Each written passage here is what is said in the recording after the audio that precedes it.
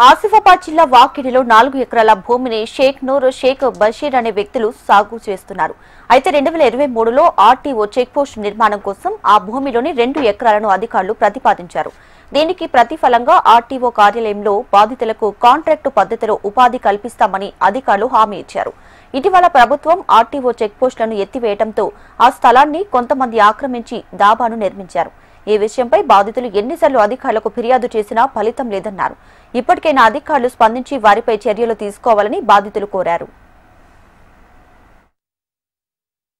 Mahagaon village లో మాకు ఒక 3 ఎకరాల భూమి ఉంటుంది. మా నాన్న పేరు మీద ఉన్నది, మా అన్న పేరు మీద ఉన్నది, షేక్ జమీర్ పేరు మీద ఉంది. అందుకే వల్ల ఏంటంటే ఇది భూమికి ఎంఆర్ఓ గారు వచ్చి అది భూమి ల్యాండ్ బీడీపీపీ ల్యాండ్ 45 సంవత్సరం నుంచి చేస్తున్నాం. మాకు వేరే భూములు లేవు, అది అంతే భూమి ఉన్నది.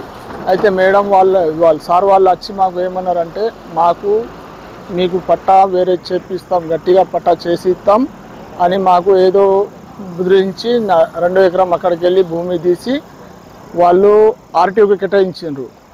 ఆర్టీఓకి కేటాయించిన వల్ల ఆర్టీఓ ఏం చేసిందంటే వాళ్ళు వస్తామని రాలేరు. వేరే టోళ్ళు వచ్చి అలా కబ్జా చేసిండ్రు. వేరే టోళ్ళు వచ్చి కబ్జా చేసి ఆల్రెడీ అక్కడ ధాబాలు ఇవి ఉన్నాయి. మాకు పోవే దారిలో అక్కడి నుంచి అది తీసేయాలి. మా భూమి మాకు కావాలి. అందువల్ల మాకు అంతే ప్రార్థిస్తున్నాం. కాలేదు, ఆ భూమి ఆర్టీఓకి కాలేదు, అది వేరే టోళ్ళు వచ్చి కబ్జా చేసి మా తోవ మీద వచ్చి నిలబడి ఉన్నారు, డాబాలు వేసుకునే ఉన్నారు. అది దయచేసి ఏమైనా చేసి మీరు తీయగలగారా అని వచ్చినాం. మేము ఒకటికి ప్రతి దగ్గర పోయినాం, ఆఫీసర్ మేడం దగ్గరికి పోయినాం, అందరి దగ్గర పోయినాం. రేపు ఎల్లుండి ఇదే మాటలు కానీ రావటం లేవు, ఎవరే పట్టించటం లేదు.